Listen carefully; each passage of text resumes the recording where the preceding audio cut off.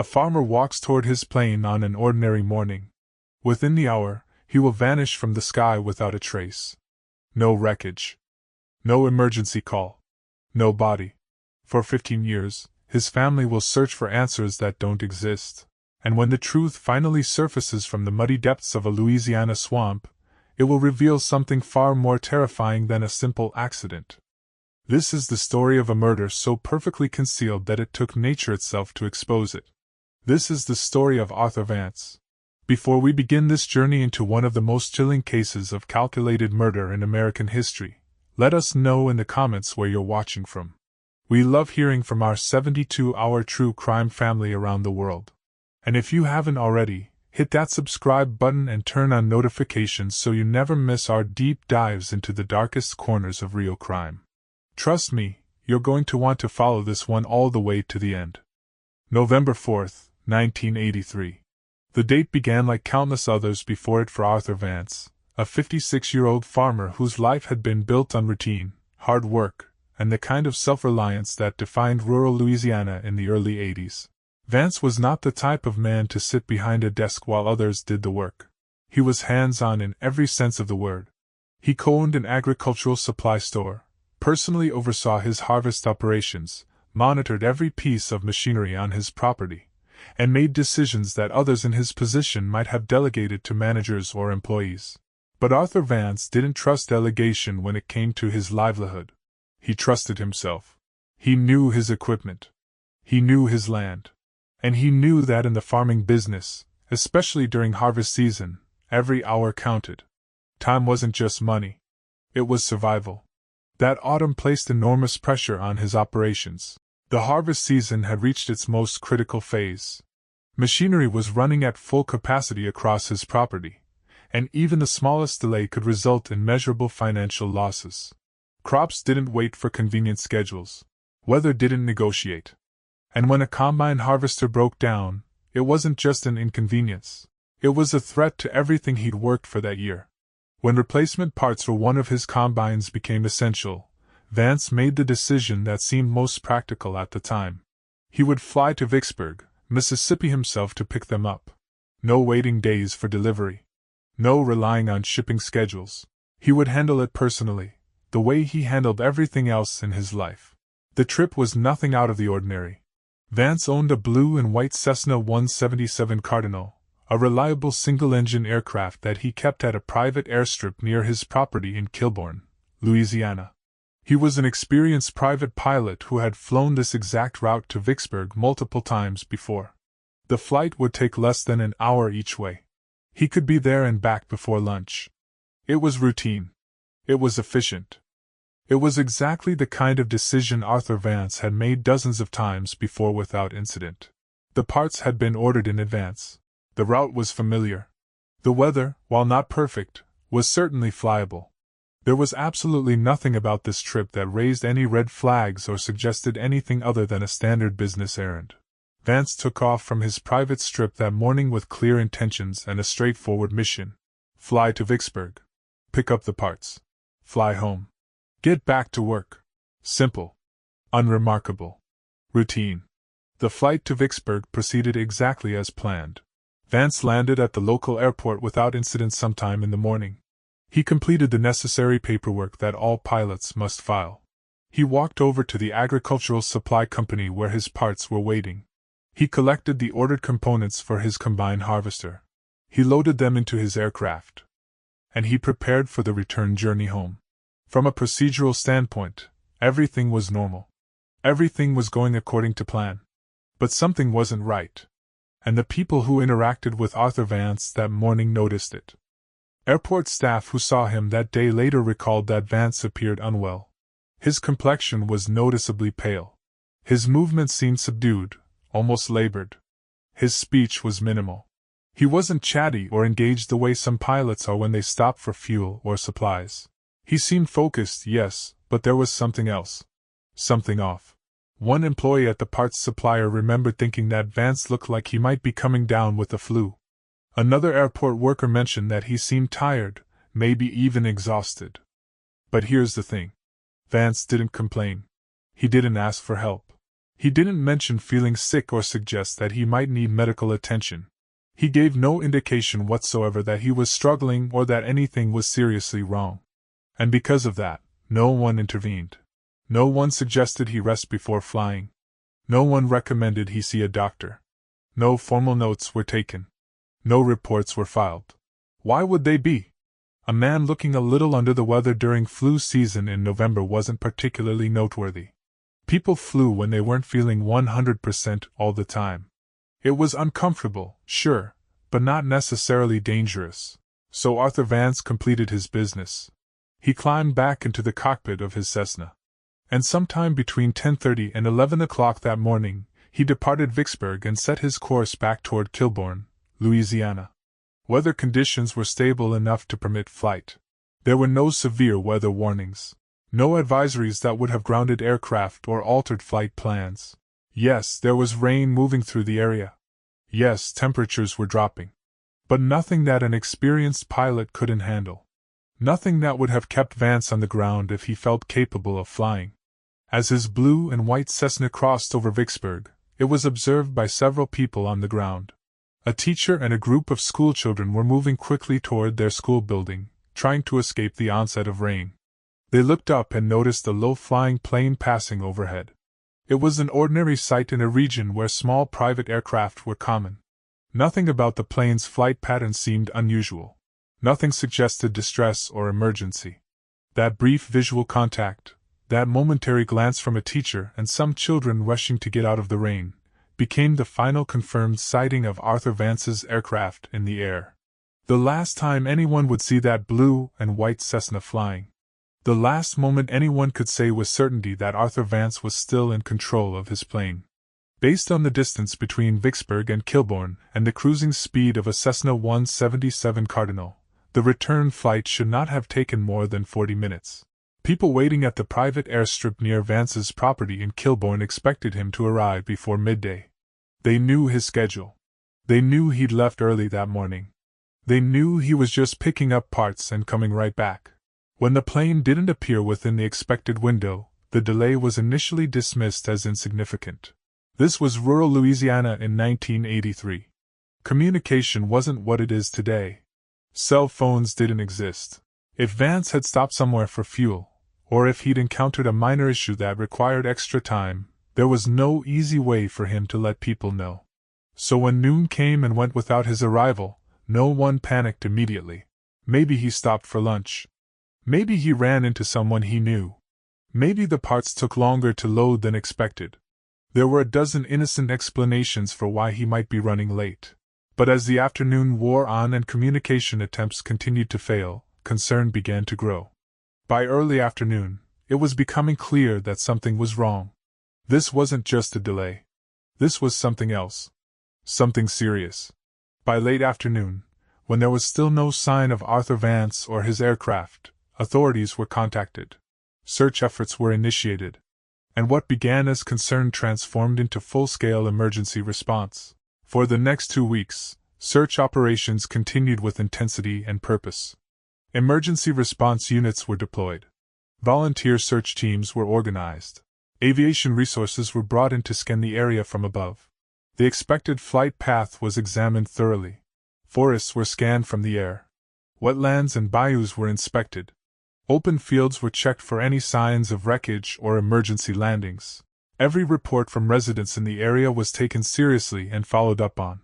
Anyone who mentioned unusual sounds that morning, anyone who thought they might have seen something, anyone with any information at all was interviewed. Investigators considered every possibility. Could weather conditions have forced the aircraft off course? Could mechanical trouble have caused Vance to divert to an alternate landing site? Could he have become disoriented and flown in the wrong direction? Despite the scale of the operation, despite the resources deployed, despite the hundreds of man-hours dedicated to finding Arthur Vance and his plane, the search produced absolutely nothing. No debris was located anywhere. No impact site was identified. No traces of aviation fuel or engine oil were found on land or in water. There were no emergency transmissions recorded. No distress signals. No radio communications after his departure from Vicksburg. No evidence whatsoever that the aircraft had attempted a landing elsewhere or that Vance had tried to call for help. The complete absence of physical clues complicated every single line of inquiry. In most aviation accidents, there's something: wreckage, debris, an oil slick on water, broken tree branches where a plane clipped the forest canopy, tire marks in a field where a pilot attempted an emergency landing. Something that tells investigators where to focus their efforts. But in this case, there was nothing. The plane appeared to have literally vanished from the sky without leaving behind any of the indicators typically associated with aviation accidents. It was as if Arthur Vance and his Cessna had simply dissolved into the air somewhere between Vicksburg and Kilbourne. As the days passed and the search continued to yield nothing, investigators began to outline possible explanations based not on evidence, because there was no evidence, but on theory and speculation. Mechanical failure was considered. Perhaps the engine had catastrophically failed, causing the plane to go down quickly and hard in a remote location. Navigational error was evaluated. Perhaps Vance had become confused about his position and flown in the wrong direction. Disorientation was discussed. Perhaps the weather conditions, the low visibility, the rain, had caused him to lose his bearings. Another possibility that investigators had to consider involved a forced landing in a remote, inaccessible area. Perhaps Vance had experienced an emergency that required him to land immediately. Perhaps he'd put the plane down in a heavily forested area or a swamp where the wreckage simply couldn't be seen from the air. Perhaps he'd survived the landing but had been unable to signal for help and had died from injuries or exposure. More speculative theories also began to surface as the days turned into weeks with no answers. Some people wondered if the disappearance had been staged. Had Arthur Vance, for reasons unknown, deliberately vanished? Had he planned this? Was he somewhere else, living under a different name? And if so, why? What possible reason would he have had to abandon his life? Other theories suggested that the aircraft might have been taken. Had someone hijacked the plane? Had Vance been forced to fly somewhere against his will?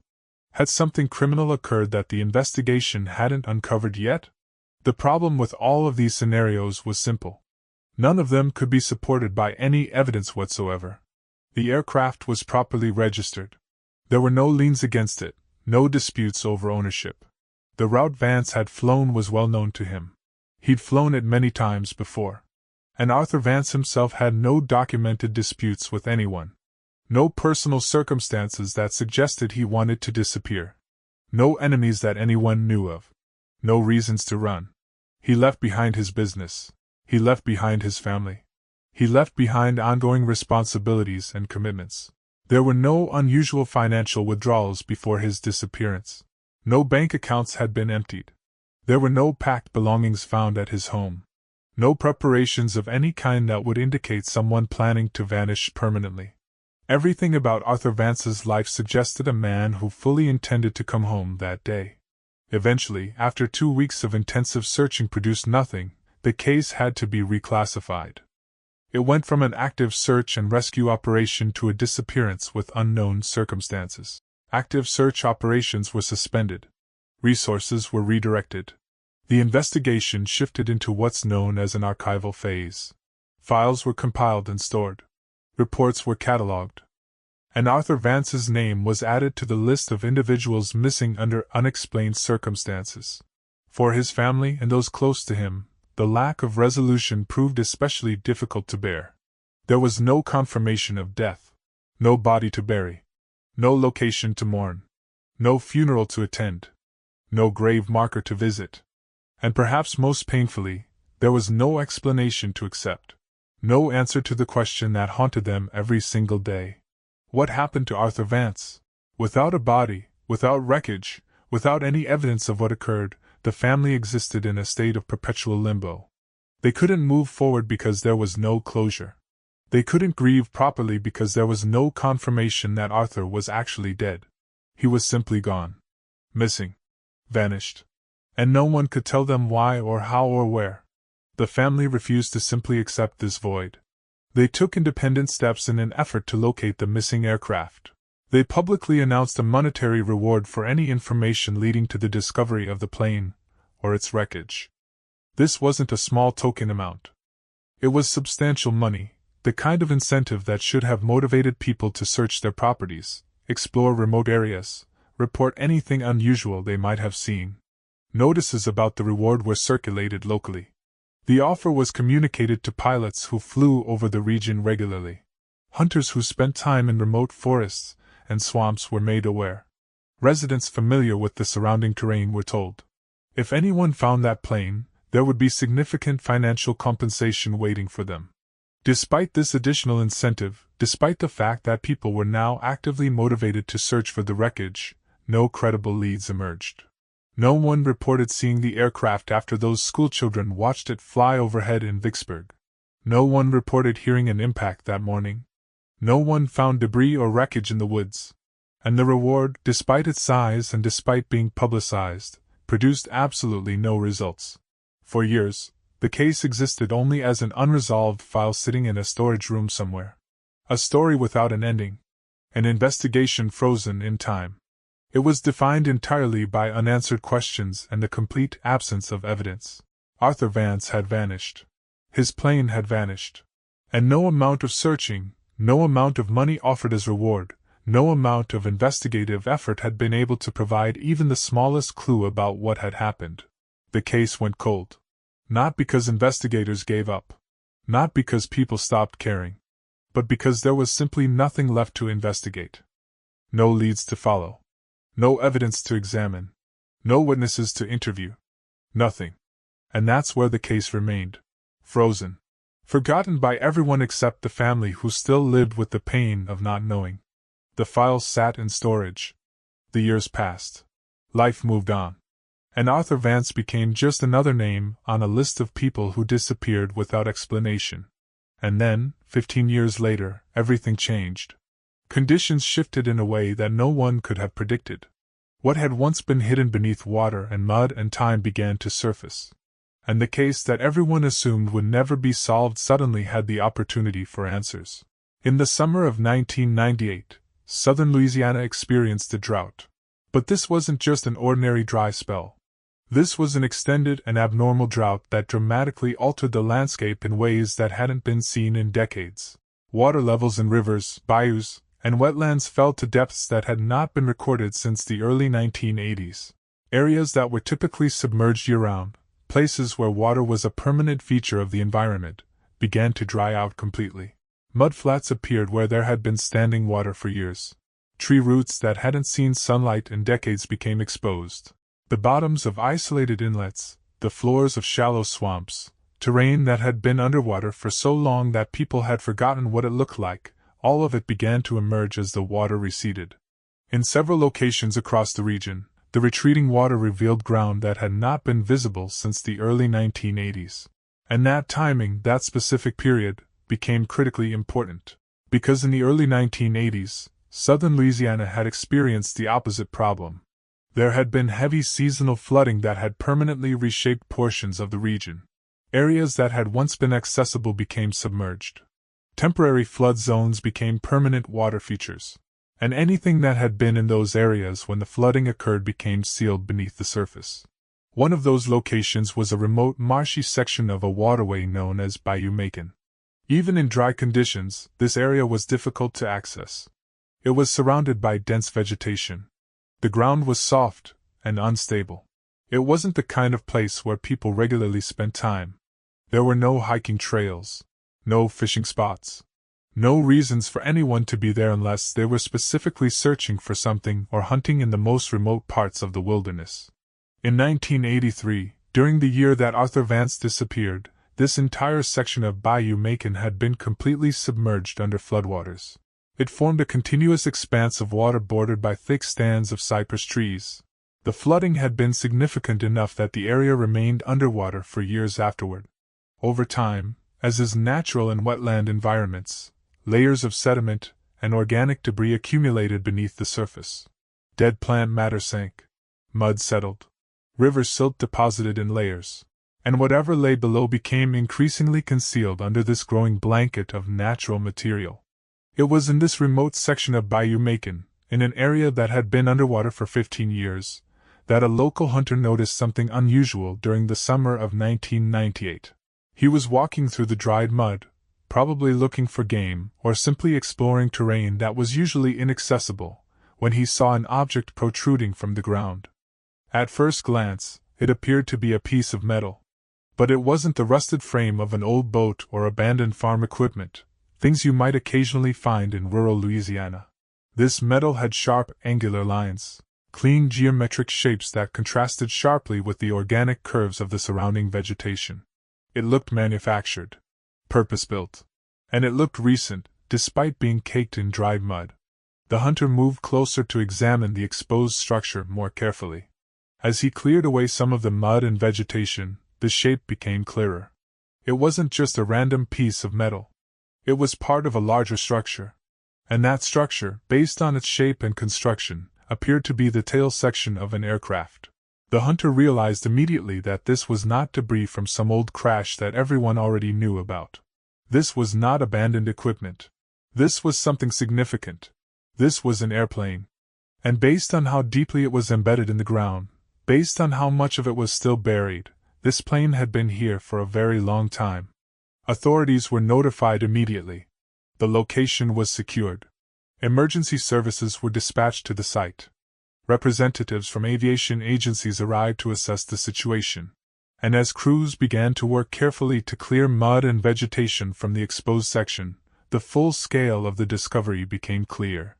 This wasn't just a tail section lying on the surface. The aircraft's entire fuselage was embedded deep in the ground at an angle of approximately 45 degrees. Most of the plane remained buried beneath thick, compacted sludge. Only the tail and part of the rear fuselage were visible above the surface. The rest of it, the wings, the cockpit, the engine, all of it was still underground, sealed in the mud. Once crews were able to access the tail section and clean away enough mud to see identifying marks, the aircraft's registration number became visible. Investigators immediately ran that number through aviation databases. And within hours they had confirmed the identity of the aircraft. It was a Cessna 177 Cardinal, blue and white, registered to Arthur Vance of Kilbourne, Louisiana. The Louisiana farmer and private pilot who had vanished without a trace 15 years earlier during a routine return flight from Mississippi. The discovery immediately transformed what had been considered a cold disappearance, a case with no evidence, and no hope of resolution, into an active investigation with physical evidence. After 15 years of nothing, investigators suddenly had the one thing they'd been searching for all along. The plane. The actual aircraft that Arthur Vance had been flying when he disappeared. But the location of the crash site added another layer of significance that couldn't be ignored. The plane was found only 8 miles from Vance's home and his private landing strip in Kilbourne. 8 miles. That proximity was striking. It was shocking, really, given the extensive searches that had been conducted back in 1983. Think about what that means. For 2 weeks, search teams had combed the area around Kilbourne and along the flight path from Vicksburg. They'd used aircraft to scan from above. They'd walked through forests. They'd examined fields. And the entire time, Arthur Vance's plane had been less than 10 miles from his own property. How had they missed it? The answer lay in the conditions that existed at the time of his disappearance. In 1983, the region where the plane came down was completely flooded. The water level had been high enough to mask any impact site. When search planes flew over the area, all they would have seen was water. Lots of water. Surrounded by cypress trees. There was no visible wreckage. No debris floating on the surface. No indication whatsoever that anything was down there. The surrounding cypress growth, thick and dense, would have further obscured visibility from the air. Even if a search plane had flown directly over this spot, even if they'd been at low altitude looking carefully, they wouldn't have seen anything that suggested a crash site. Just water. Trees. Swamp.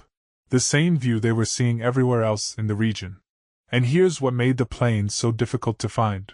When the aircraft struck the flooded surface back in 1983, it didn't break apart on impact the way planes often do when they hit solid ground. Instead, it sank into soft sediment. The nose went down into mud that gave way beneath the weight. The plane descended at an angle, slipping beneath the waterline almost immediately. Within minutes, possibly within seconds, the entire aircraft would have been underwater. No debris field scattered across the surface. No floating wreckage. Nothing visible from above. Over the following days, weeks, months, and years, the bayou continued to do what bayous do. It deposited layers of material over anything resting on its floor. Silt from the river settled over the plain. Plant matter died and sank, adding to the layers. Debris flowed downstream during storms and floods, accumulating over the wreckage. This natural process effectively sealed the plain in place, burying it deeper with each passing season. The same conditions that made discovery impossible for more than a decade also created an environment that was, from a forensic standpoint, almost ideal for preservation. The mud and water created an oxygen-deprived environment. Oxygen is what drives decomposition. It's what allows bacteria to break down organic material. It's what causes metal to rust and degrade. But beneath the mud, sealed away from air, portions of the fuselage and internal components were preserved in a state that would not normally be expected after such a long period. If you're still watching at this point, drop a comment with "I'm still here." Let's see who's truly following this shocking story from the beginning all the way through. And stick with us, because what investigators found inside that aircraft is about to turn this entire case from a tragic accident into something far more sinister. News of the discovery reached the Vance family quickly. The local authorities knew that this was Arthur Vance's plane. They knew his family had been waiting 15 years for answers. And they understood that after all this time, they finally had something concrete to tell them. For 15 years, Arthur Vance's disappearance had existed in a state of painful ambiguity. There had been no confirmation of his fate. No location where his family could go to feel close to him. No place to lay flowers or say prayers. Just an absence. A void. An unanswered question that hung over every holiday, every birthday, every family gathering. The empty chair at the table. The missing voice. The father, the husband, the friend who had simply vanished. The emergence of the plane from the dried-up bayou provided the first tangible evidence of what had happened. But it didn't bring immediate clarity about why it had happened. The discovery confirmed that Arthur Vance had gone down somewhere near his home. It confirmed that he hadn't flown to another state.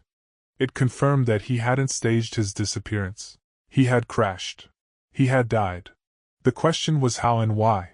When investigators were able to begin a preliminary examination of the wreckage at the site, before the plane was even extracted from the mud, they noticed several things that stood out immediately. Things that didn't align with typical crash scenarios. The aircraft showed no signs of an in-flight explosion. There were no burn marks. No scorching. No evidence that fire had been involved at all. There was no debris field scattered across the surrounding area. In most crashes, especially crashes that occur due to catastrophic mechanical failure, pieces of the aircraft break off during descent and scatter across a wide area. You might find a wing panel half a mile from the main wreckage. You might find luggage or cargo scattered across a field. But here, the wreck appeared contained. Everything was in one place. The way the plane was positioned suggested something else as well. It appeared as though the aircraft had descended in what investigators described as a controlled manner before impact.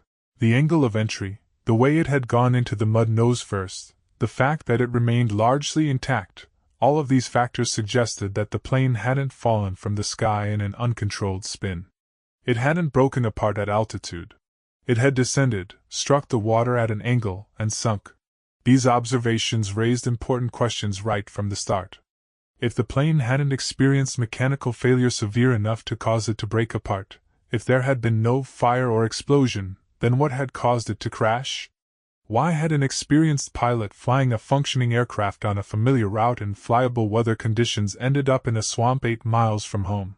The position of the fuselage and the lack of structural fragmentation did not align with a high-speed or uncontrolled crash caused by sudden mechanical failure. When an engine fails catastrophically, when critical flight controls malfunction, pilots typically attempt emergency procedures. They try to maintain control. They look for places to land. They transmit distress calls. They take evasive action. But here, there were no indications that the pilot had attempted an emergency landing. No signs that Arthur Vance had been trying to control the aircraft in its final moments. No evidence that he had tried to avoid the water or aim for a clearing or do anything that a conscious, alert pilot would do when facing an emergency. These details suggested something that would have been almost impossible to prove without physical evidence, but that now seemed increasingly likely. Arthur Vance may not have been actively controlling the aircraft when it went down. He may not have been conscious. He may not have been aware that anything was wrong. The circumstances pointed toward sudden incapacitation rather than a gradual mechanical problem. This possibility stood in stark contrast to the assumptions that had been made back in 1983. At the time, when the absence of evidence forced investigators to rely on speculation, they had theorized about mechanical failure, about navigational errors, about weather-related disorientation. Those were the scenarios that made sense when you had no wreckage to examine, no physical evidence to analyze. But now, with the plane in front of them, investigators could see that those theories didn't fit the physical evidence. This crash didn't look like mechanical failure. It didn't look like a pilot losing control in bad weather. It looked like something else entirely. Something that required a different kind of investigation. The discovery of the plane eliminated many unknowns, but it also introduced new questions that demanded closer examination. What had caused Arthur Vance to become incapacitated while flying?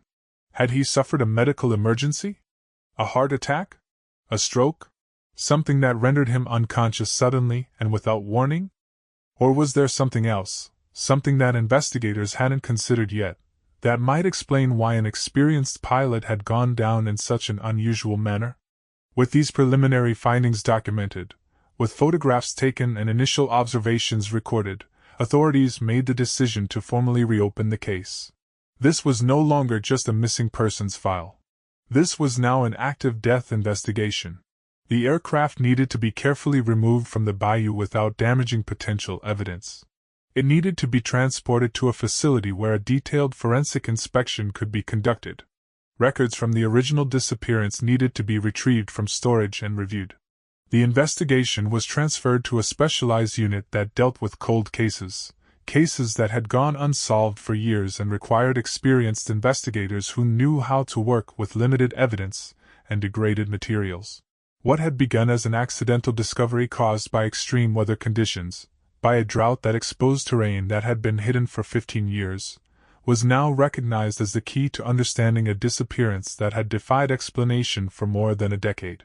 After the aircraft was recovered from the muddy waters of Bayou Macon, after it was carefully extracted in pieces to avoid destroying potential evidence, after it was transported to a secure facility where forensic experts could examine it properly, the case entered a phase that had never occurred back in 1983.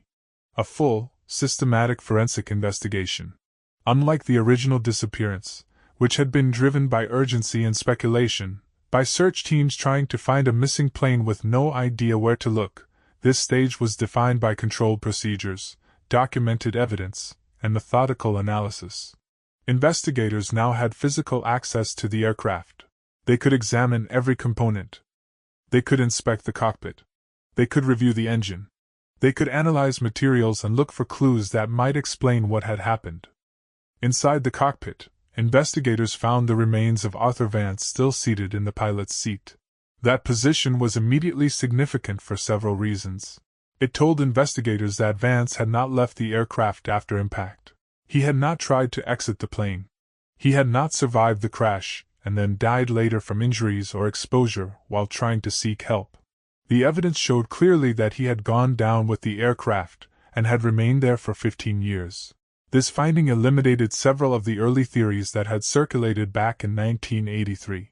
Some people had speculated that Vance might have crash-landed in a remote area, survived the impact, but then been unable to call for help or walk out of the wilderness. Maybe he'd been injured. Maybe he'd become disoriented. Maybe he'd died from exposure before rescuers could find him. But the position of his remains made it clear that none of those scenarios had occurred. Arthur Vance had died in the crash itself or moments before impact. There were no signs that he had tried to force a landing. No evidence that his hands had been on the controls attempting emergency maneuvers. No indication that he had been fighting to save the aircraft. Everything about the way he was found suggested that he had been incapacitated, possibly unconscious, when the plane went down. In the cargo compartment behind the pilot's seat, investigators found something else significant. The combine harvester parts that Arthur Vance had flown to Vicksburg to retrieve on the morning of November 4, 1983. They were still there. Still secured. Undamaged. Exactly where Vance had loaded them before his return flight. Their presence confirmed several important facts. It confirmed that the flight had followed its intended purpose and route. Vance had gone to Vicksburg to pick up parts. He had picked up the parts. He had loaded them into the plane. And he had taken off for the return journey home. There had been no deviations from his plan. No unscheduled stops. No indication whatsoever that Vance had altered his intentions or been forced to change his route before disappearing. The mission of the flight had been completed exactly as expected. He'd done what he set out to do. He'd collected what he needed. He was heading home. And then something had gone catastrophically wrong. The case was formally assigned to Detective Leon Gilbert of the Louisiana State Police Cold Case Unit. Gilbert was an experienced investigator who specialized in cases exactly like this one. Cases that had gone cold years earlier. Cases where evidence was limited or degraded. Cases that required patience, attention to detail, and the ability to piece together information that might seem unconnected at first glance. But Gilbert's mandate went beyond simply determining the mechanical cause of the crash. From the very outset, he was tasked with examining whether Arthur Vance's disappearance could have resulted from criminal action rather than accident. That distinction, that possibility that this might not have been an accident at all, shaped every decision that followed in the investigation. Why would investigators even consider the possibility of criminal action? Arthur Vance had been flying alone. His plane had crashed in a remote area. There was no obvious evidence of foul play. So why look at this as anything other than a tragic accident? The answer lies in the preliminary observations that had been made at the crash site.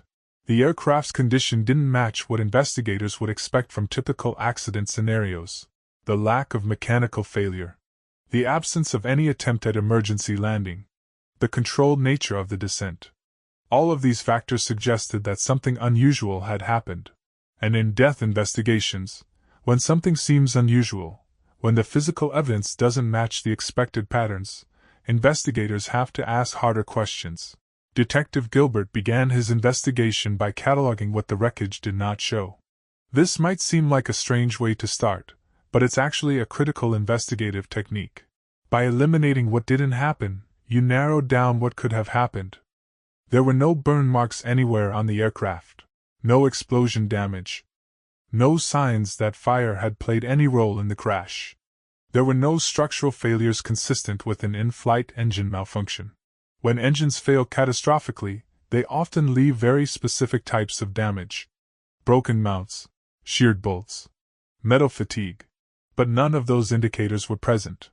The airframe showed no evidence of breaking up at altitude.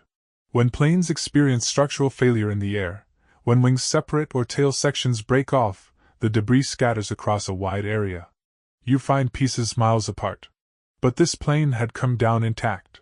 It hadn't broken apart before hitting the water. The engine components, when examined closely by aviation mechanics and engineers, did not display signs of catastrophic failure. The propeller blades were intact. The fuel system showed no evidence of blockage or starvation. The controls, as far as could be determined given the condition of the wreckage after 15 years underwater, appeared to have been functioning normally. So if the plane hadn't suffered mechanical failure, if the pilot hadn't attempted emergency procedures, what had caused the crash? What had stopped Arthur Vance from flying his plane safely home that day? Attention shifted from the major systems, the engine and airframe, to the aircraft's interior systems. The investigators began examining the cabin itself. The seats. The instrument panel. The ventilation and heating systems. And it was during this detailed examination that forensic specialists made a discovery that would change everything. During the inspection of the heating assembly, the system that provided warm air to the cockpit during cold weather flights, specialists conducted a detailed review that involved removing panels and examining areas that would not have been visible during routine maintenance. This wasn't the kind of inspection a pilot would do before a flight. This was a forensic examination where every component was being scrutinized for anything unusual. It was in the aluminum heating duct position directly beneath the pilot's seat that investigators noticed something that absolutely should not have been there. An anomaly. Foreign material. Something that did not belong to the aircraft's standard construction. Lodged deep inside the narrow heating duct was a dense gray mass. At first glance, it wasn't immediately clear what it was. But its location immediately raised questions. How did something get wedged so deeply inside a heating duct? This wasn't a place where debris would accidentally accumulate during normal operation. This was a confined space, enclosed on all sides, accessible only through very specific openings. The material was carefully extracted using specialized tools to avoid contamination. It was preserved according to strict evidence protocols. Photographs were taken documenting its exact position before removal. Chain of custody was established. And the object was immediately sent to a laboratory for comprehensive analysis. Specialists at the lab examined the material under microscopes. They conducted chemical tests. They analyzed the composition. And they identified it as a fragment of technical cloth, the kind of heavy-duty fabric commonly used as shop rags in agricultural and mechanical settings. In farming operations, in repair shops, in places where people work with machinery and need absorbent material to clean parts or wipe away grease, this type of cloth was everywhere. Finding a piece of shop rag cloth in an agricultural plane wouldn't normally be suspicious. Farmers and mechanics often kept rags in their aircraft. They used them to check oil levels, to wipe down windshields, to clean their hands. But this cloth wasn't sitting on a seat or stuffed in a storage compartment.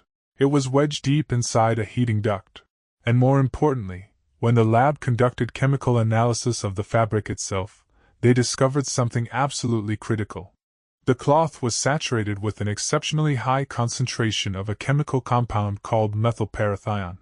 Not just trace amounts. Not just residue from being in an environment where the chemical was present. Saturated. Soaked.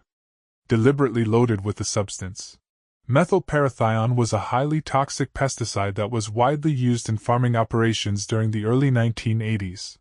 It was part of a class of chemicals called organophosphates, compounds that were incredibly effective at killing insects but also incredibly dangerous to humans and animals. Farmers used it to protect crops. They sprayed it on fields. They stored it in containers in their barns and storage facilities. But methylparathion wasn't something you handled casually. It required protective equipment, gloves, masks, proper ventilation. Because exposure to methylparathion, even in relatively small amounts, could cause serious health problems. And exposure to high concentrations could be fatal. The laboratory testing showed that the concentration of methylparathion on the cloth found in Arthur Vance's aircraft was extraordinarily high. Far higher than what you would expect from environmental exposure.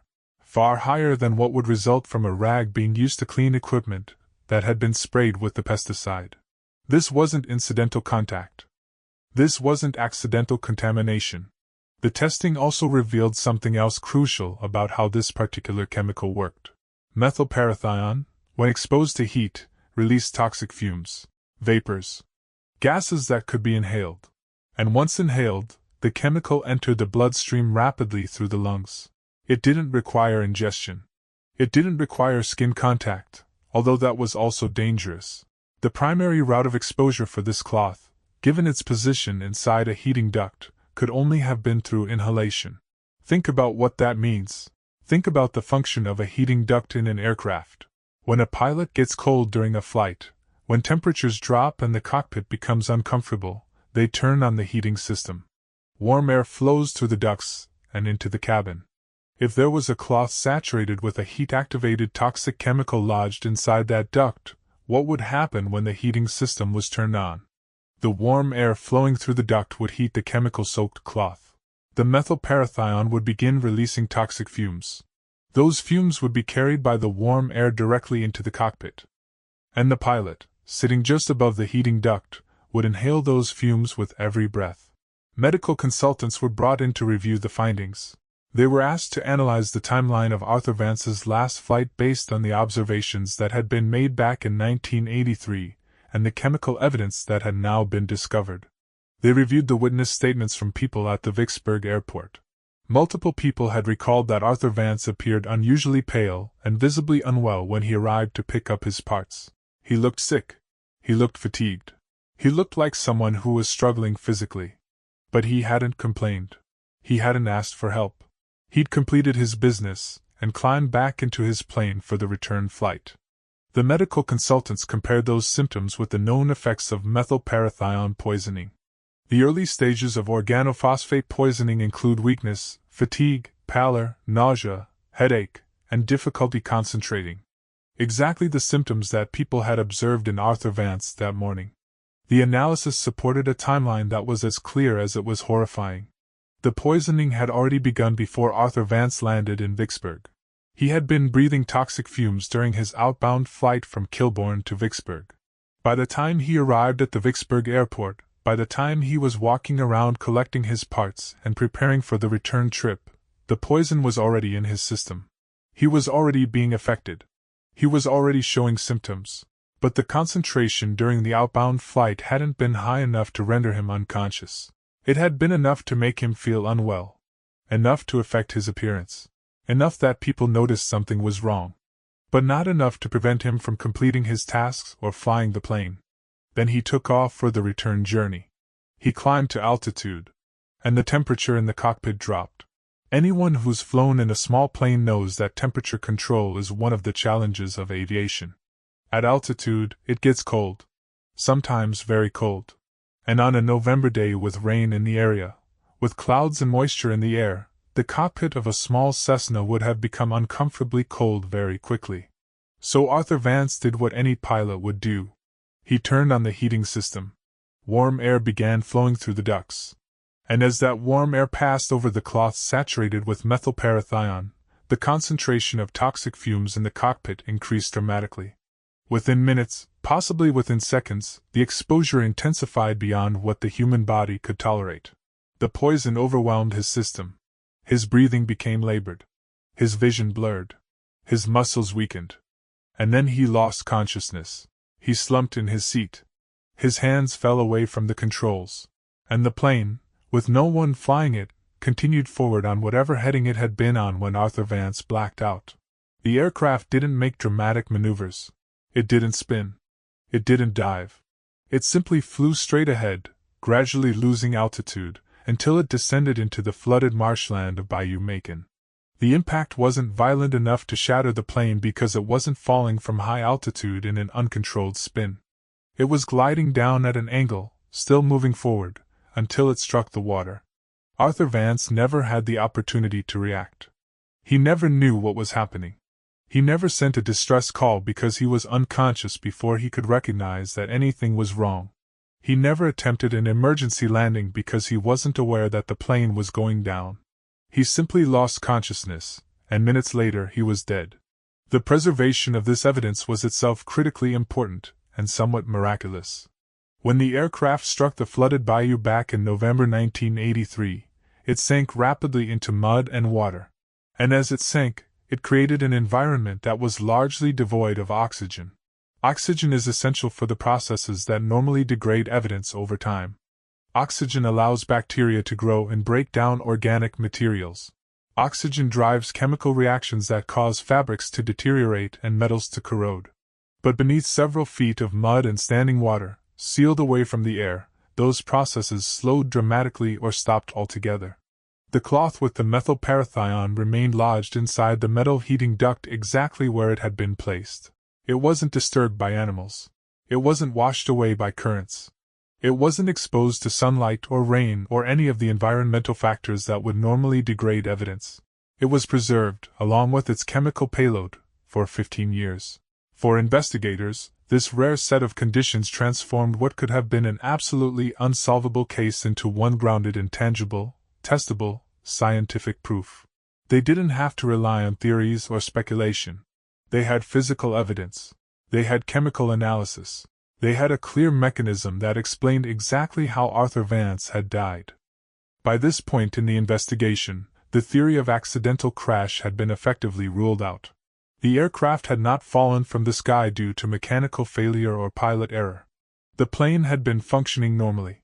Arthur Vance had been an experienced pilot flying a familiar route. What had brought the aircraft down was not a malfunction of the machine. It was the deliberate incapacitation of the pilot. Arthur Vance had lost control of the plane while airborne because he had become incapacitated. And he had become incapacitated because he had been poisoned. The remaining question was no longer what had happened. The question now was who had done this and why.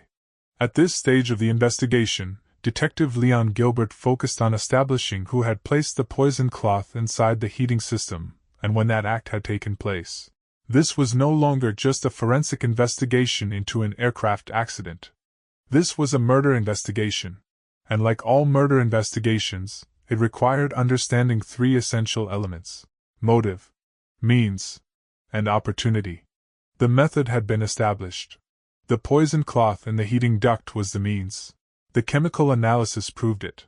The medical evidence supported it. That question was answered. But who had the knowledge to carry out such a method? Who had access to methylparathion? Who had access to Arthur Vance's aircraft? And most importantly, who had a reason to want Arthur Vance dead? To answer those questions, the investigation had to turn away from the wreckage itself and toward Arthur Vance's personal and professional circle. Investigators needed to examine the events that had unfolded in the weeks and months before his disappearance. They needed to look at his business, his finances, his relationships, his employees, anyone who might have had both the motive and the opportunity to commit murder. By the time investigators reconstructed the financial situation of Arthur Vance's farming operation in the fall of 1983, the case moved into what would become its decisive phase. The disappearance was no longer being examined solely through technical findings from the aircraft. The focus had shifted toward motive, toward money, toward internal conflicts that had existed shortly before Arthur Vance's final flight. Financial records from 1983, records that had been stored in file cabinets for years, were retrieved and carefully reviewed.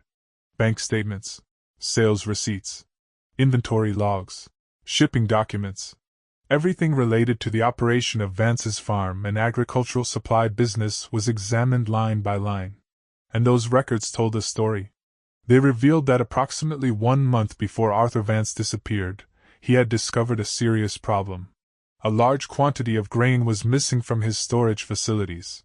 This wasn't a small discrepancy that could be explained by accounting errors or record-keeping mistakes.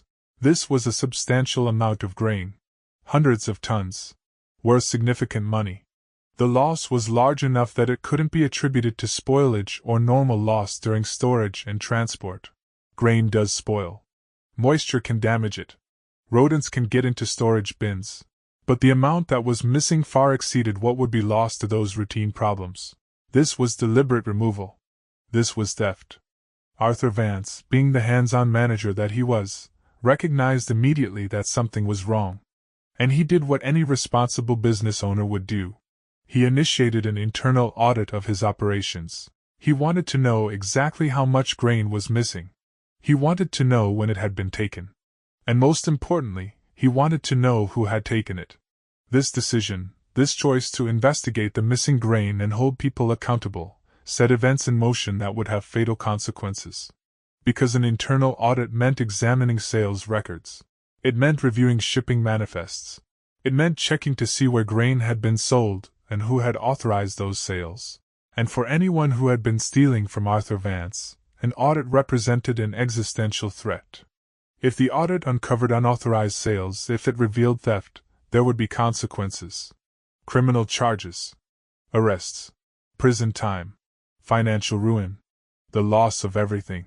So for whoever was responsible for the missing grain, Arthur Vance's decision to conduct an audit wasn't just a business inconvenience. It was a direct threat that had to be stopped.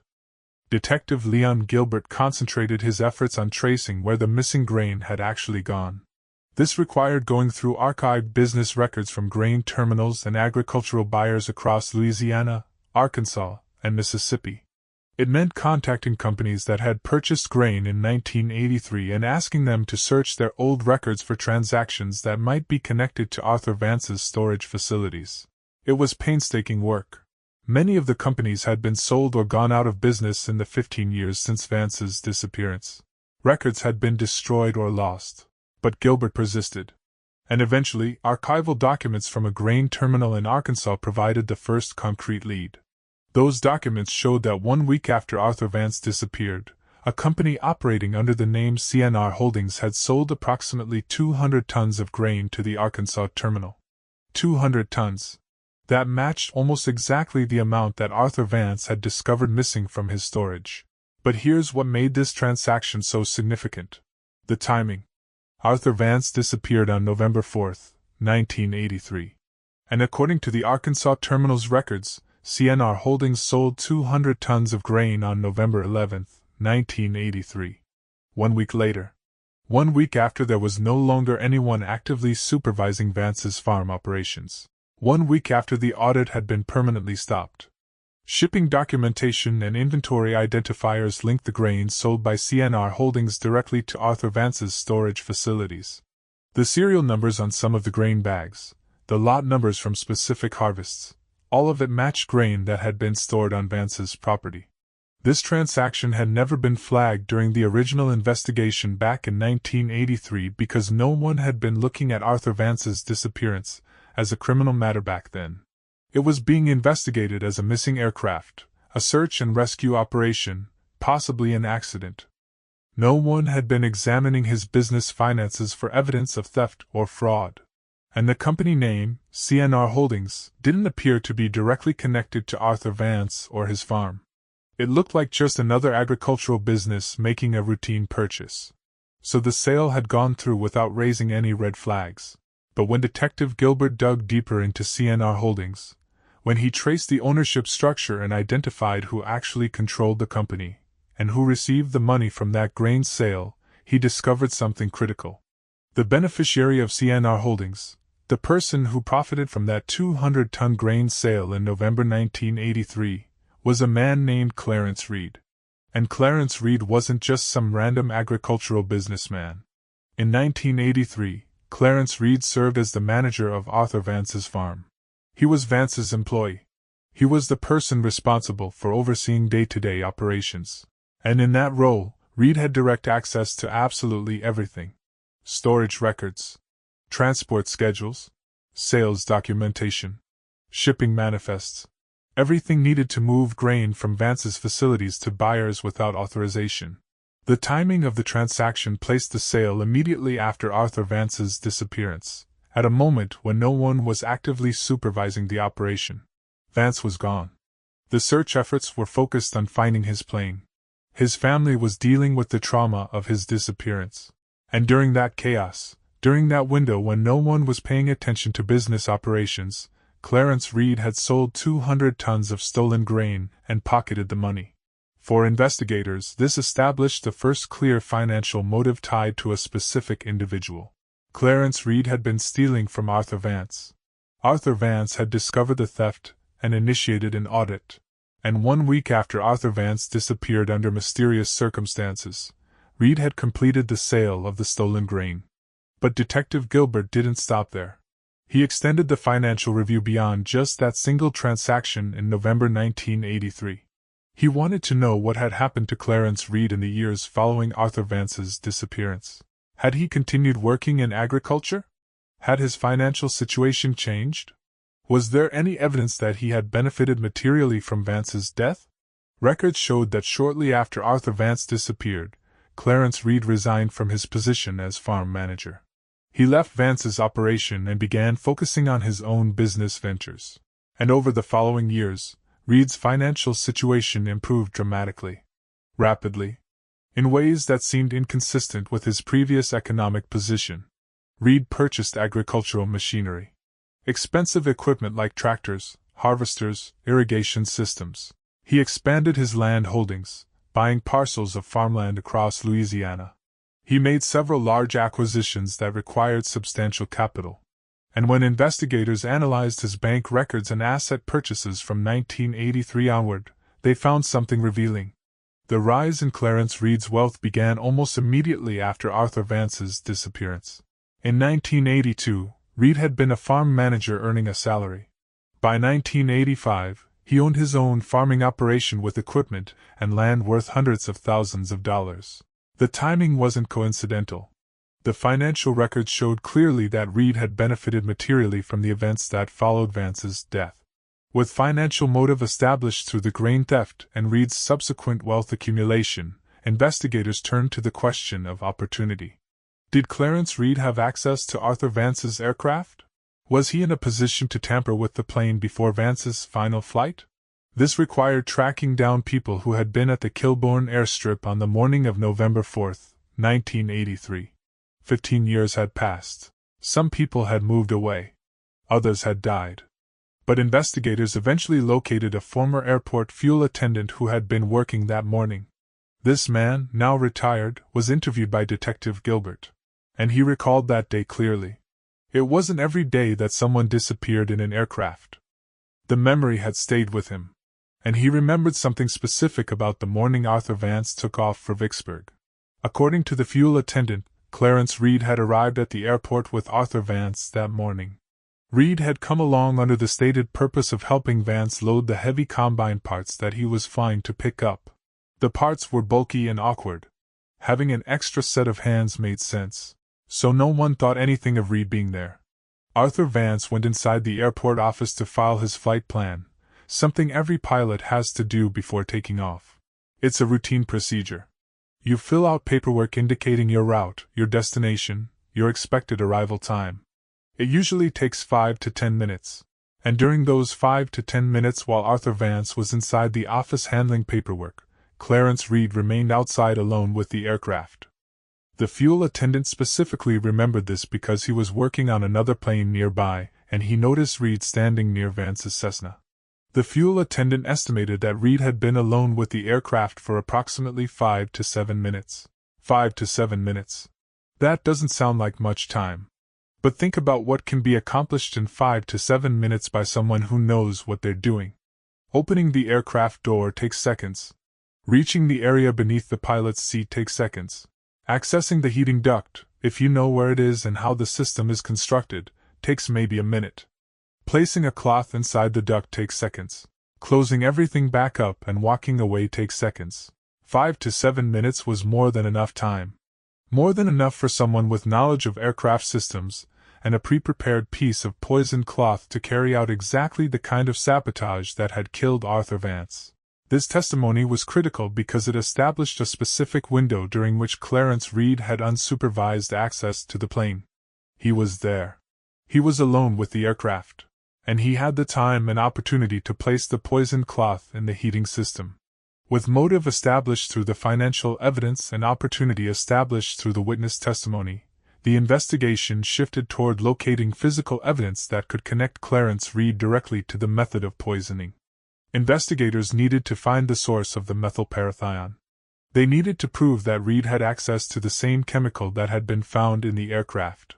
In 1999, 16 years after Arthur Vance's disappearance, Detective Leon Gilbert and his team conducted a thorough inspection of Arthur Vance's farm.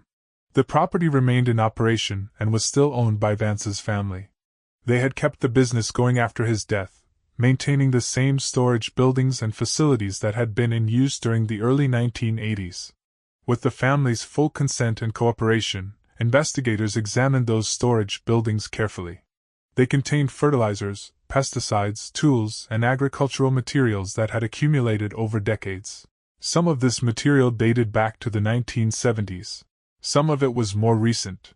But investigators were specifically looking for containers of methylparathion that might have been present on the farm in 1983.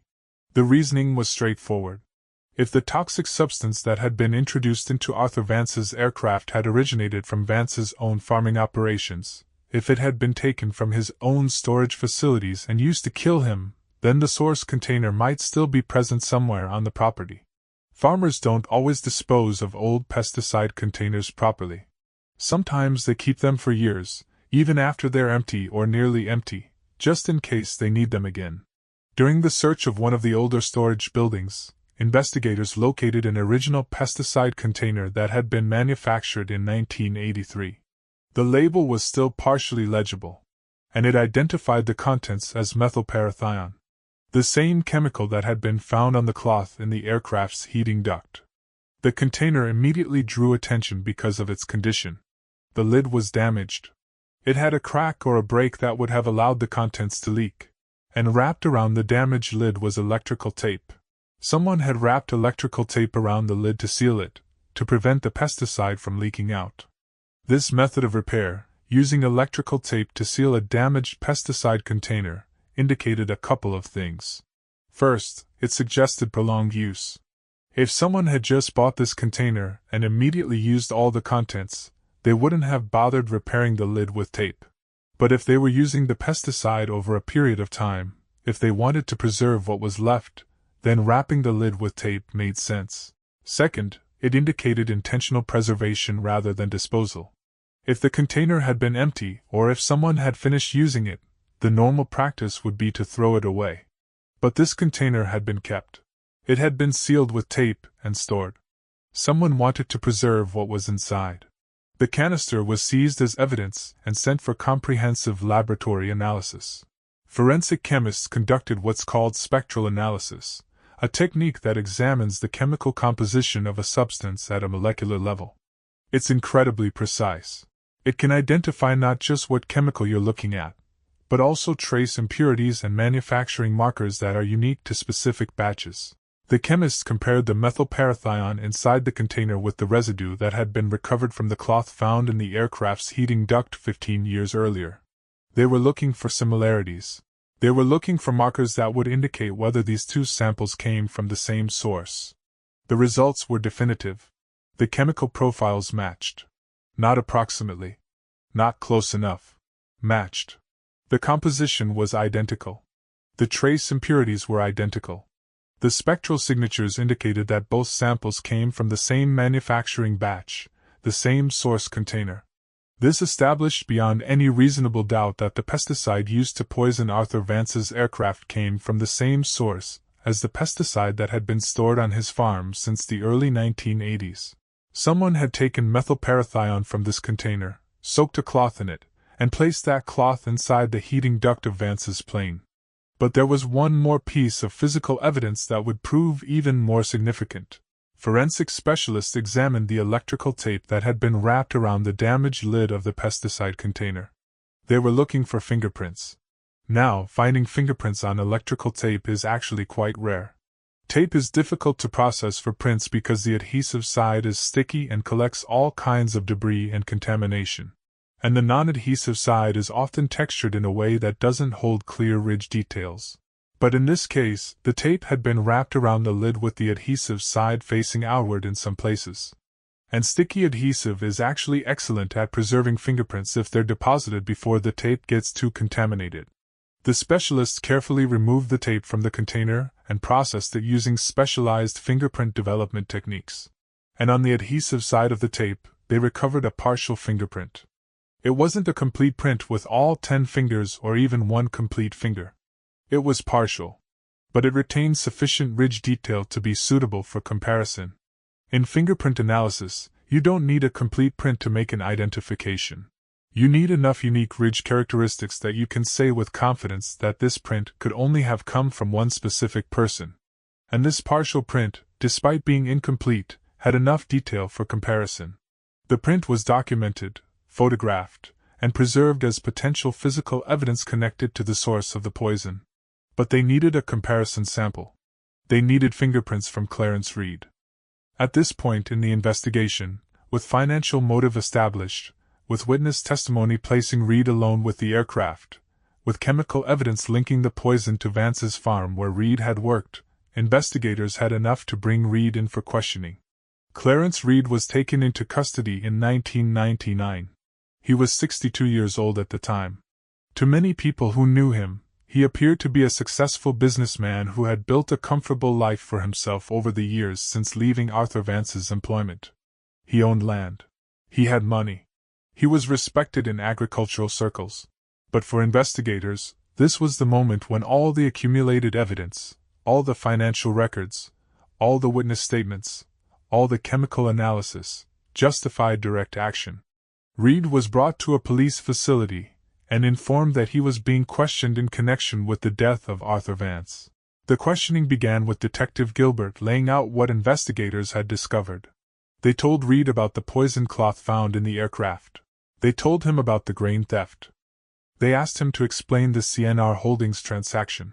They asked him about his presence at the airport on November 4, 1983. Clarence Reed denied any involvement in Arthur Vance's death. He stated that he had nothing to do with what happened to Vance. He didn't provide a detailed explanation for the presence of the pesticide canister among materials stored on Vance's farm because, as he correctly pointed out, such substances were common in agricultural operations. Farmers had methylparathion. That's what it was for. Farming. When investigators asked him specifically about his time at the airport on the morning of the flight, Reed gave limited responses. He acknowledged being there. He acknowledged helping with preparations for the flight. But he avoided addressing what specific actions he had taken during the time he was alone with the aircraft. Regarding the pesticide itself, Reed maintained that anyone with access to farm supplies could have had contact with methylparathion. It proved nothing. Finding a container of pesticide on a farm meant nothing. Lots of people had handled it over the years. As the interviews continued over multiple sessions, Clarence Reed became increasingly uncooperative.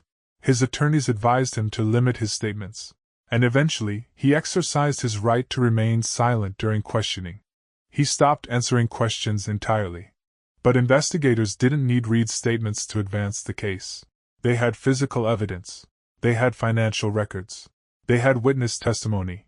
The evidentiary structure was already solid.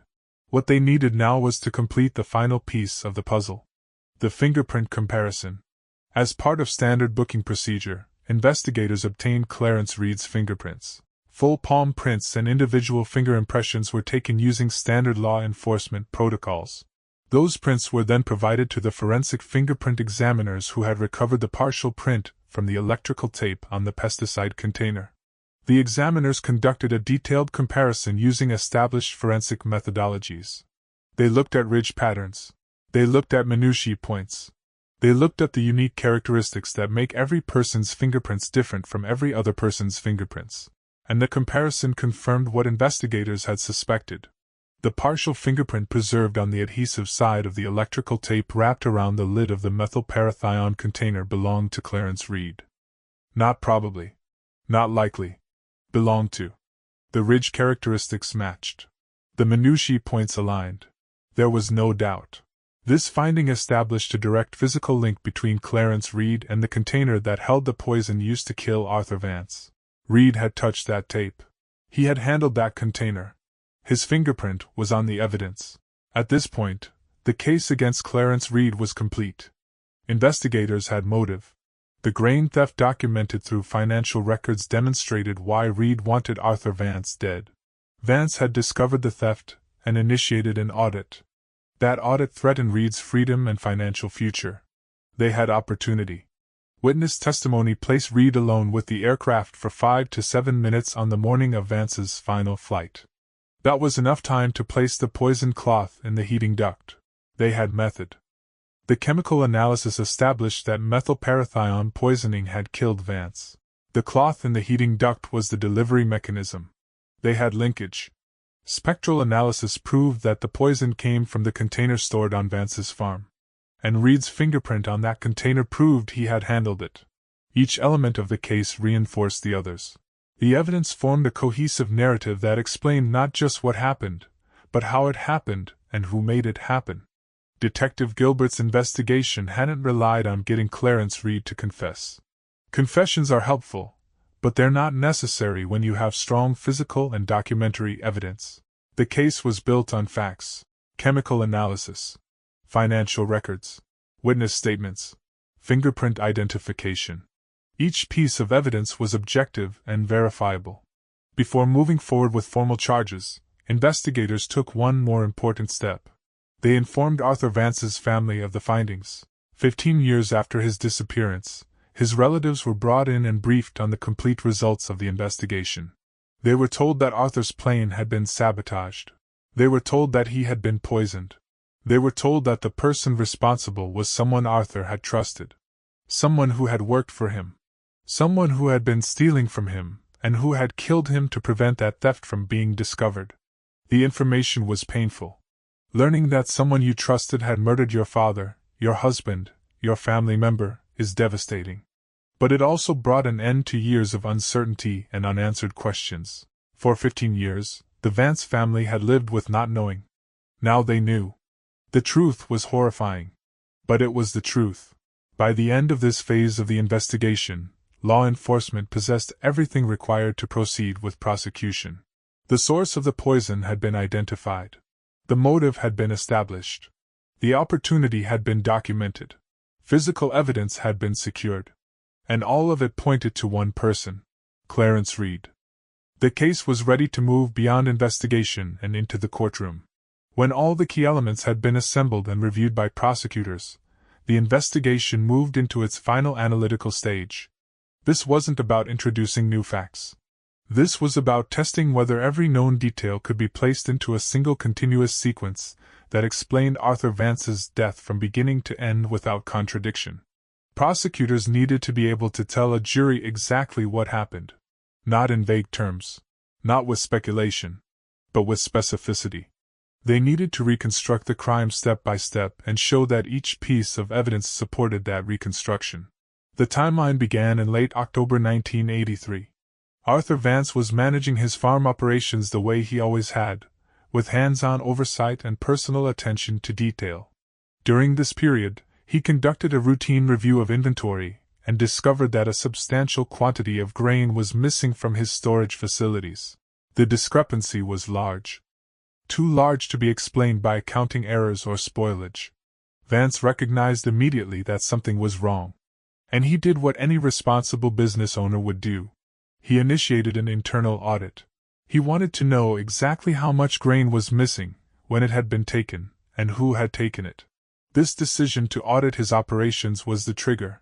This was the moment when Arthur Vance unknowingly signed his own death warrant.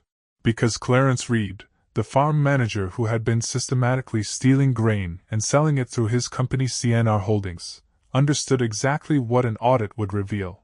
An audit meant examining sales records. It meant tracing shipments.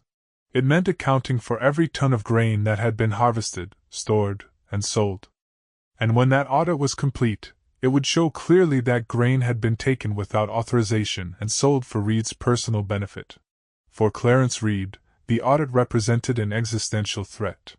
If Vance discovered the theft, there would be criminal charges. Arrest. Prosecution. Prison time. The loss of everything. Reed's entire financial future depended on that stolen grain not being discovered. And the only way to prevent the audit from revealing his crimes was to stop Arthur Vance permanently. But Reed couldn't simply kill Vance in an obvious way. A shooting, a stabbing, a beating, any direct act of violence would immediately make Reed a suspect. He was the farm manager. He had access to the grain. He would be the first person investigators looked at if Vance turned up dead. What Reed needed was a method that would look like an accident. Something that would make Arthur Vance disappear without raising suspicions of foul play. And Vance's routine use of his private aircraft provided exactly that opportunity. Vance flew alone. He followed predictable routes. He maintained a consistent schedule. And aircraft accidents, while relatively rare, do happen. Engine failures. Pilot error. Bad weather. There are dozens of legitimate reasons why a small plane might go down. If Arthur Vance's plane crashed, if he disappeared during a flight, it would be tragic. But it wouldn't necessarily look like murder. The plan that Clarence Reed developed relied on several key factors. He needed access to the aircraft. He needed a method that would kill Arthur Vance without being immediately obvious. He needed timing that would allow him to act without witnesses. And he needed the death to appear accidental. Methylparathion provided the solution. As farm manager, Reed had complete access to the pesticide storage facilities on Vance's property. Methylparathion was used regularly in farming operations. No one would question why Reed was handling it. No one would notice if some went missing. The chemical had specific properties that made it ideal for this particular crime. At normal temperatures, it released toxic fumes slowly. But when heated, the concentration increased dramatically. And the primary route of exposure was through inhalation. This meant that if Reed could place methylparathion inside the aircraft's heating system, the plane itself would become the murder weapon. Reed prepared carefully. He took a piece of heavy technical cloth, the kind used as shop rags in agricultural settings. He saturated that cloth with an extremely high concentration of methylparathion. The amount he used far exceeded what would be needed for any legitimate agricultural purpose. This was a lethal dose concentrated into a small piece of fabric. He sealed the damaged pesticide container with electrical tape to preserve what remained, and he waited for an opportunity to access Arthur Vance's aircraft without being observed. That opportunity came on the morning of November 4, 1983. Arthur Vance needed to fly to Vicksburg to pick up combine parts. Reed volunteered to help, suggesting that the parts would be heavy and awkward to load. His presence at the airport would seem completely natural and helpful. They arrived at the airstrip together. Vance went inside the office to file his flight plan, a routine procedure that would take several minutes. And during those minutes, Clarence Reed was alone with the aircraft. He opened the cabin door. He reached beneath the pilot's seat where the heating duct was located. He accessed the aluminum duct through the opening designed for maintenance, and he placed the cloth saturated with methylparathion deep inside the duct, wedging it into a position where it wouldn't be visible and wouldn't fall out during flight. The entire process probably took less than 2 minutes. Quick, efficient, unwitnessed. When Arthur Vance returned from filing his flight plan, Reed was standing outside the aircraft looking completely innocent. Just a helpful employee waiting to assist with the flight. Vance climbed into the cockpit. He started the engine. He taxied to the runway. And he took off for Vicksburg. And as soon as the aircraft was in the air, the poisoning began. At low altitude, and in relatively warm morning air, the heating system wasn't needed. But even without active heating, there was some air circulation through the ducts. And that circulation was enough to carry small amounts of methylparathion vapor into the cockpit. During the 40-minute flight to Vicksburg, Arthur Vance breathed those fumes continuously. The concentration wasn't high enough to render him unconscious, but it was enough to make him feel unwell, enough to affect his appearance, enough to produce the symptoms that multiple witnesses later described. Pale complexion, fatigue, minimal speech. The visible signs of a man whose body was being slowly poisoned. Vance landed in Vicksburg. He completed his business. He collected the combined parts. He loaded them into the aircraft. And despite feeling sick, despite looking obviously unwell, he made the decision to fly home. Perhaps he thought he was just tired. Perhaps he thought it was the beginning of a cold or flu. He had no reason to suspect that he was being poisoned. He climbed back into the cockpit and took off for the return flight to Kilbourne. And this is where the final stage of Clarence Reed's plan activated. As the aircraft climbed to cruising altitude, the temperature in the cockpit dropped. November 4th was a cool, rainy day. At 2,000 or 3,000 feet altitude, the cockpit of a small Cessna would have become cold very quickly. Uncomfortably cold. So Arthur Vance did exactly what Clarence Reed had known he would do. He turned on the heating system. Warm air began flowing through the ducts beneath his seat. And as that warm air passed over the cloth saturated with methylparathion, the chemical began releasing toxic fumes at a dramatically increased concentration. The vapors flooded the cockpit. With every breath, Arthur Vance was inhaling massive amounts of poison. His symptoms intensified rapidly. Weakness, disorientation, difficulty breathing, blurred vision, muscle paralysis. Within minutes, possibly within seconds after turning on the heat, Arthur Vance lost consciousness. His hands fell away from the controls. His body slumped in the seat. And the aircraft, with no one flying it, continued on autopilot. Small aircraft like the Cessna 177 don't have sophisticated autopilot systems that maintain altitude and heading indefinitely. But they do have basic stability. With the controls in a neutral position, with no one actively flying the plane, a Cessna will generally maintain its current heading and gradually lose altitude. That's exactly what happened. The plane flew straight ahead on whatever course it had been following when Vance lost consciousness. It drifted slowly downward. And it eventually descended into the flooded marshland of Bayou Macon. The impact occurred at a relatively shallow angle. The plane wasn't falling from high altitude in an uncontrolled dive. It was gliding down, still moving forward, until the nose struck the water surface. The soft, muddy bottom of the flooded bayou absorbed the impact. The plane didn't shatter. It didn't explode. It simply sank. Within minutes, the entire aircraft was beneath the water. Mud and sediment immediately began accumulating around and over it. And within days, the crash site was completely concealed beneath several feet of standing water and layers of organic debris. Arthur Vance never had the opportunity to react. He never knew what was happening. He never recognized that he was being poisoned. He never sent a distress call because he was unconscious before he understood there was an emergency. He never attempted an emergency landing because he wasn't aware the plane was descending. He simply blacked out and died. The method was nearly perfect. No confrontation. No witnesses. No violence that would leave obvious signs of murder. Just a quiet death that looked exactly like an aviation accident. A small plane that vanished during bad weather. The kind of tragedy that happens occasionally, and usually remains unexplained when the wreckage can't be found. And for Clarence Reed, the plan succeeded perfectly. Arthur Vance disappeared. The search produced nothing. The case went cold. And 1 week later, with no one supervising the farm operations, Reed completed the sale of the stolen grain through CNR Holdings and collected the money. The internal audit that Arthur Vance had initiated never happened. There was no one left to push for it.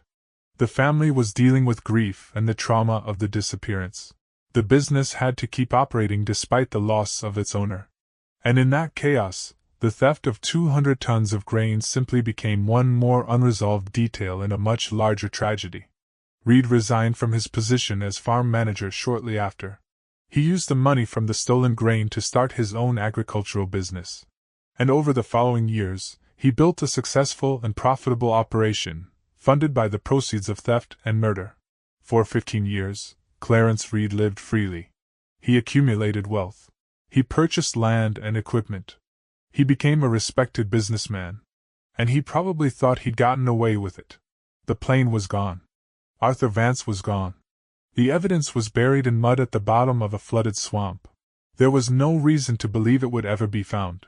But then the drought of 1998 changed everything. The water receded.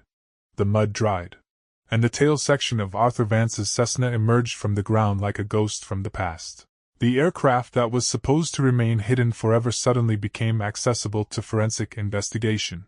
And when investigators opened that heating duct and found the poison cloth still lodged inside exactly where Clarence Reed had placed it 15 years earlier, the perfect murder became solvable.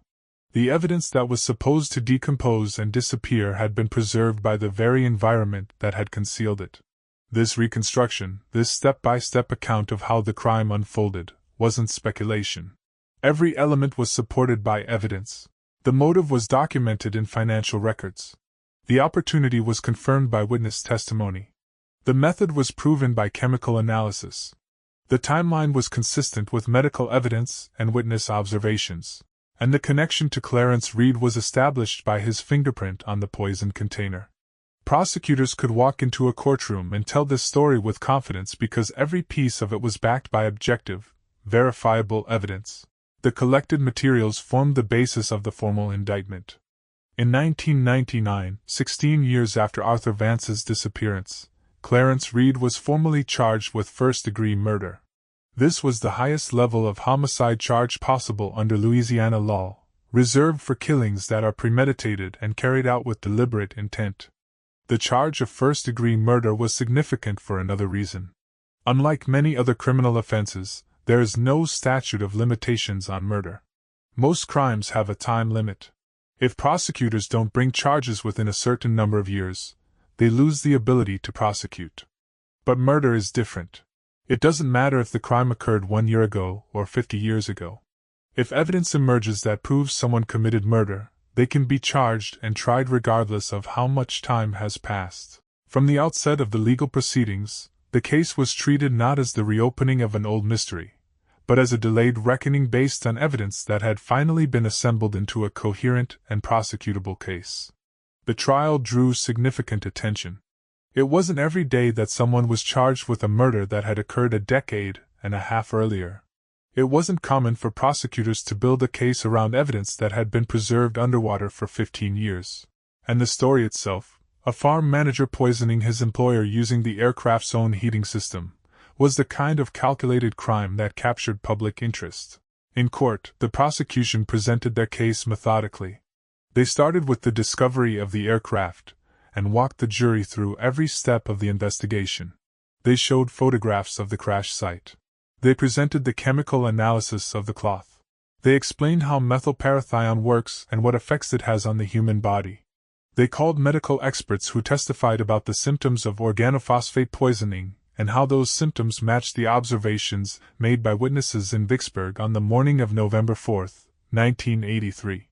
They established that Arthur Vance had been showing signs of poisoning before he even began his return flight.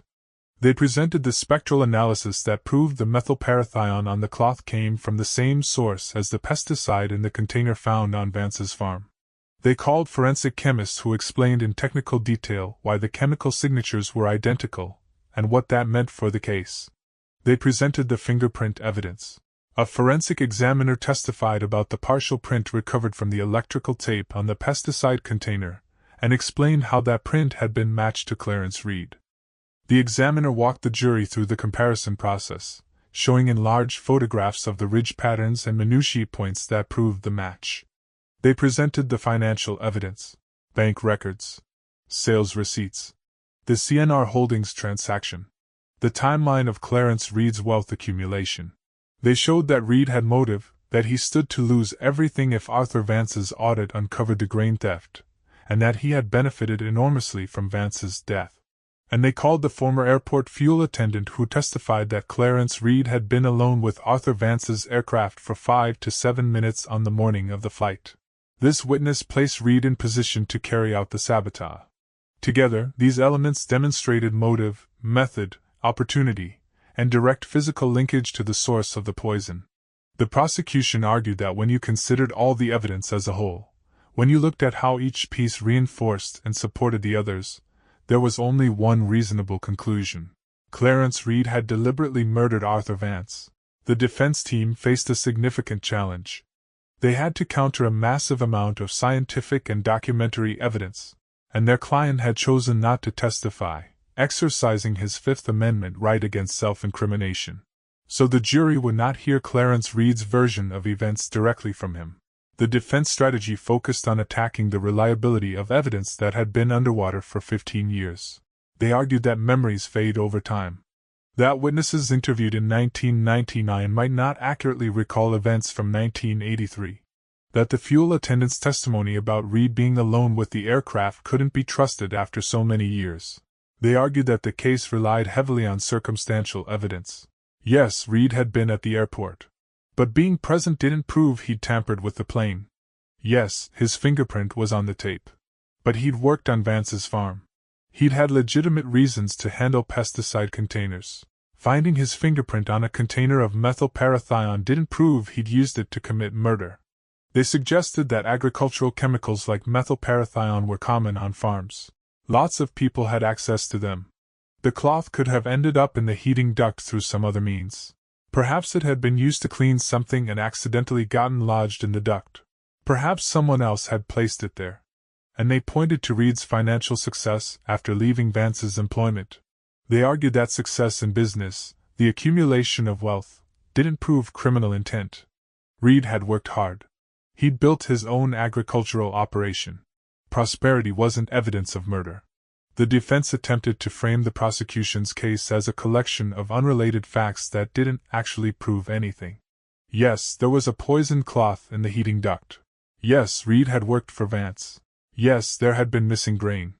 But none of that definitively proved that Clarence Reed had murdered Arthur Vance. They were asking the jury to find reasonable doubt. But the prosecution in its closing arguments emphasized the cumulative weight of the evidence. They acknowledged that no single piece of evidence, taken in isolation, might seem conclusive. But criminal cases are almost never built on single pieces of evidence. They're built on the totality of the evidence. The prosecutor walked the jury back through the timeline. 1 month before Arthur Vance disappears, he discovers missing grain and starts an audit. 1 week after Arthur Vance disappears, Clarence Reed sells 200 tons of grain through a company he controls. In the years following Vance's disappearance, Reed becomes wealthy in ways that can't be explained by his previous income. Reed is placed alone with Vance's aircraft on the morning of the fatal flight. A cloth saturated with poison is found in the heating duct of that aircraft. The poison matches pesticides stored on Vance's farm where Reed worked, and Reed's fingerprint is on the container. How many coincidences, the prosecutor asked the jury, are we supposed to accept? At what point does a series of coincidences become proof of deliberate action? The prosecution's position was clear.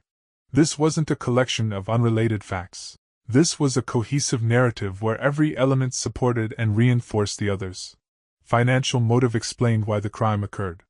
Access to the aircraft explained how it could be carried out. Chemical analysis established the method. Forensic findings tied the method to the defendant through his fingerprint. The case didn't depend on speculation. It didn't require the jury to guess or imagine scenarios. Everything was documented. Everything was tested. Everything was verified through scientific methods and objective analysis. After several days of testimony, after both sides had presented their cases, after closing arguments had been delivered, the case went to the jury. 12 people who had listened to weeks of evidence and expert testimony were asked to decide whether the prosecution had proven beyond a reasonable doubt that Clarence Reed had murdered Arthur Vance. The jury deliberated for several hours. They reviewed evidence. They discussed the testimony. They examined the photographs and documents that had been admitted. And when they returned to the courtroom, they delivered their verdict. Guilty. Guilty of first-degree murder. The verdict reflected the jury's conclusion that Arthur Vance's death had been the result of a deliberate and premeditated act, not an accident or unforeseeable event. The evidence had convinced them that Clarence Reed had planned Arthur Vance's murder, had carried it out using poison, and had benefited from that murder for 15 years. Clarence Reed showed little emotion as the verdict was read. He had maintained his silence throughout the trial. He had offered no alternative explanation for the evidence. He had not taken the stand to proclaim his innocence. And now, after the jury had spoken, he had nothing to say. The sentencing phase followed shortly after the conviction. Under Louisiana law, first-degree murder carried mandatory sentencing. The judge had limited discretion. And given the calculated nature of the crime, given the premeditation involved, given the fact that Reed had lived freely for 15 years while Arthur Vance's family suffered without answers, the sentence was severe. Clarence Reed was sentenced to life imprisonment without the possibility of parole. He would spend the rest of his life in a Louisiana state prison. There would be no early release, no parole hearings, no second chances. The only way Clarence Reed would leave prison would be in a coffin.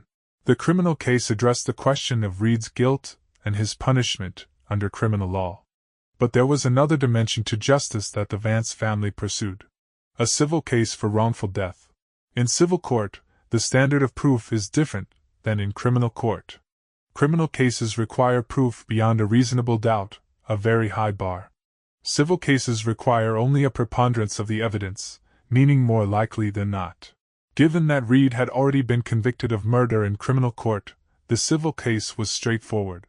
The court considered the wrongful death claim brought by Arthur Vance's family. They had lost a husband, a father, a provider. They had suffered emotionally for 15 years without knowing what had happened. They had lost income and support that Arthur Vance would have provided if he'd lived. And all of that loss was directly attributable to Clarence Reed's actions. The court entered a judgment requiring Reed to pay compensation to the Vance family in the amount of $950,000. Nearly $1 million. This was meant to address both the economic damages, the lost income and support, and the non-economic damages, the pain and suffering caused by 15 years of uncertainty.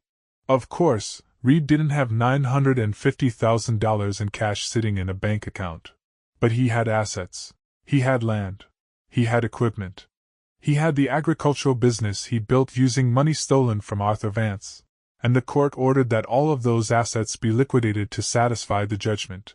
Court-appointed administrators took control of Reed's property. They conducted valuations of his land holdings, his farming equipment, his vehicles, everything he owned. And they began the process of selling those assets at auction and through private sales. The money generated from these sales was directed to Arthur Vance's family. It didn't bring Arthur back. It didn't erase 15 years of pain and uncertainty.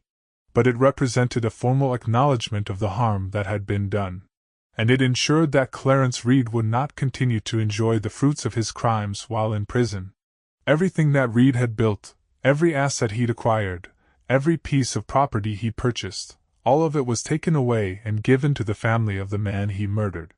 In a very real sense, the wealth that Reed had accumulated through theft and murder was returned to its rightful owners. For Arthur Vance's family, the verdicts in both criminal and civil court marked the end of a prolonged period of uncertainty that had lasted more than 15 years. Since November 4, 1983, they had lived with an absence, a void, a question that couldn't be answered. Now, in the year 2000, they finally had answers. They knew what had happened to Arthur. They knew why it had happened. They knew who was responsible. And they knew that the person responsible would spend the rest of his life in prison. In 2000, Arthur Vance's remains were finally laid to rest with full honors. A proper funeral was held. Family and friends gathered to mourn. And Arthur was buried with the dignity and respect that had been denied to him for so many years. The funeral provided closure in a way that the family had never been able to achieve before. For 15 years, there had been no body to bury, no grave to visit, no place where they could go to feel close to Arthur. Now they had that place. They had a marker. They had a location where they could come to remember him. The case of Arthur Vance became more than just a local tragedy. It became a documented example of how even carefully concealed crimes can eventually be uncovered. How evidence can be preserved in unexpected ways. How persistence and modern forensic techniques can solve cases that seem impossible.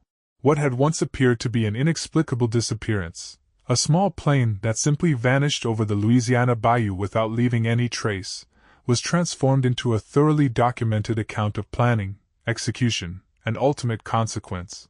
The crime itself had been nearly perfect. The method was clever. The timing was opportune. The concealment was aided by natural flooding that buried the evidence for 15 years.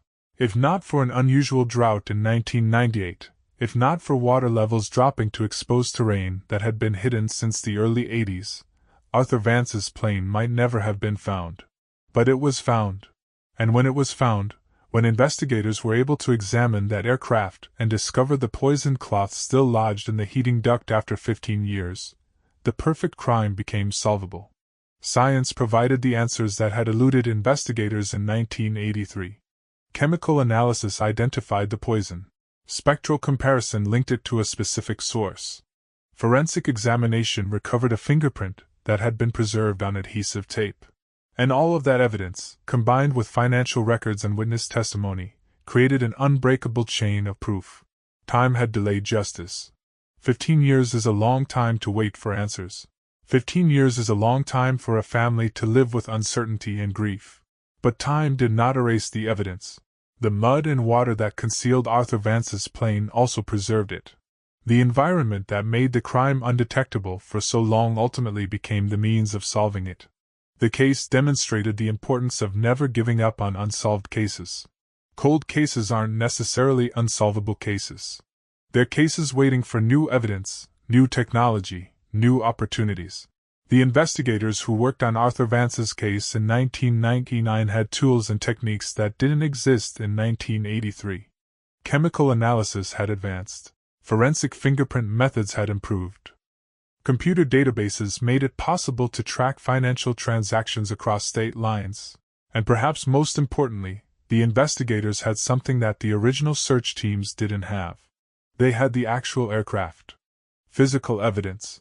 A crime scene that could be examined in detail.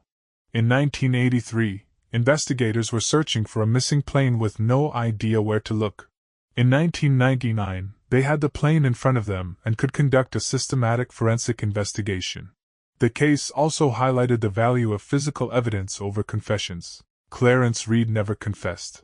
He maintained his silence throughout questioning and chose not to testify at trial. But the case against him didn't depend on his confession.